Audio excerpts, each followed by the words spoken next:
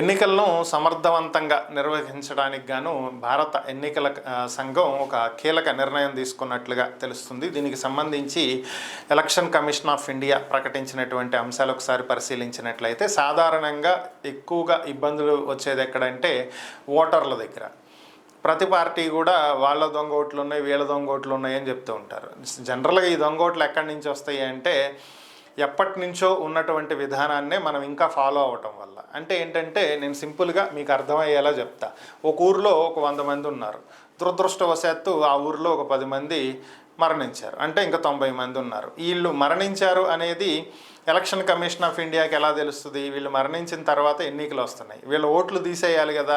So ఓవరాల్గా ఏమవుతుంది, ఈ ఇన్ఫర్మేషన్ ఎలక్షన్ కమిషన్ ఆఫ్ ఇండియాకి వెళ్ళాలి అంటే మాన్యువల్గా ఫామ్ 7 అనేది సబ్మిట్ చేయాలి. పలానా వాళ్ళు మృతి చెందారు, దానికి డెత్ సర్టిఫికేట్ పెట్టి వీళ్ళ ఓటుని క్యాన్సిల్ చేయండి అని. సో ఇది మాన్యువల్ ప్రాసెస్ అనేది లేట్ చేయటం వల్ల, ఈలోపే ఎలక్షన్స్ రావటం వల్ల ఆ 10 మంది ఓట్లని ఏదో ఒక పార్టీ దొంగ ఓట్లు వేసుకుంటుంది. వాళ్ళకి ఇంకా ఓటర్ గుర్తింపు కార్డులు రద్దు కాలేదు కాబట్టి వాటిని పెట్టేసుకుని వీళ్ళ మనుషుల్ని పెట్టేసి ఓట్లు వేయించేస్తుంది. సో ఇది జరిగేది. సో ఈ ప్రక్రియకు చెక్ పెట్టడానికే ఎలక్షన్ కమిషన్ ఆఫ్ ఇండియా ఒక కొత్త విధానానికి అప్గ్రేడ్ అయింది. ఇదేంటి అంటే చనిపోయిన తర్వాత బ్యాంక్ అకౌంట్స్ క్లోజ్ చేయాలన్నా, ఇన్సూరెన్స్ క్లెయిమ్స్ అవ్వాలన్నా, లేకపోతే పెన్షన్ రావాలన్నా, ఇంకోటి దేనికైనా కానీ కావాల్సింది ఏంటి? Death certificate. సో దీన్ని గవర్నమెంట్కి అప్లై చేసుకోవాలి కదా. ఇప్పుడు అన్ని ప్రాసెస్లు ఆన్లైన్ అయిపోయినాయి కదా. సో జనన మరణ ధృవీకరణాలు ఉండేటువంటి ఈ ఆన్లైన్ గవర్నమెంట్ డేటాని ఈసీ డేటాకి లింక్ చేస్తున్నారు. దీనివల్ల ఏమవుతుంది అంటే సంబంధిత వ్యక్తి మృతి చెందాడు అని చెప్పి అక్కడ అప్డేట్ అవ్వగానే ఆ డేటా నేరుగా ఎలక్షన్ కమిషన్ ఆఫ్ ఇండియాకు వచ్చేస్తుంది.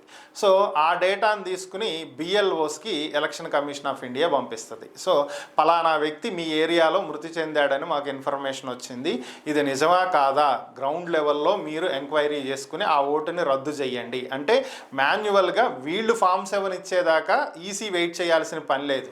ఈసీఏ రివర్స్లో బిఎల్ఓలకి లెటర్ పంపించి దాన్ని ఎంక్వైరీ చేయమని చెప్తుంది. సో దీనివల్ల గ్రౌండ్ లెవెల్లో ఆల్రెడీ వాళ్ళు మృతి చెంది ఉంటే బిఎల్ఓస్, బూత్ లెవెల్ ఆఫీసర్ అంటాం బిఎల్ఓ.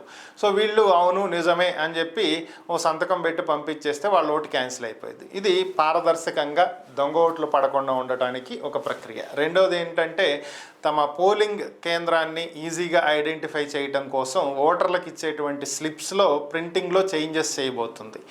ఓటర్ నెంబర్ కానీ అలాగే పోలింగ్ స్టేషన్ నెంబర్ కానీ ఇలాంటివన్నీ పెద్ద లెటర్స్లో ముద్రించబోతుంది, సీరియల్ నెంబర్ ఇవన్నీ.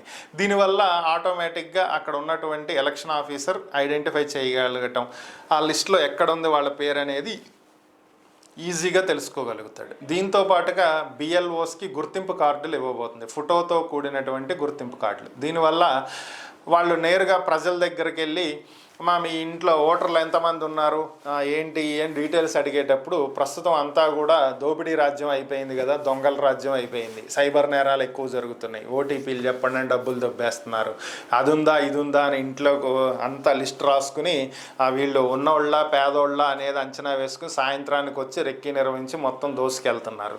సో ఇలాంటి వాటి నుంచి కొంతవరకు ప్రజలకు అవగాహన కల్పించడం, ఓకే వీళ్ళు దొంగోళ్ళు కాదు వీళ్ళు గవర్నమెంట్ ఆఫీసర్లు అని తెలియటానికి ఈ గుర్తింపు కార్డు కూడా ఉపయోగపడే అవకాశం ఉంది. సో ఇవి ఈసీ తీసుకున్న కొత్త కీలక నిర్ణయాలు.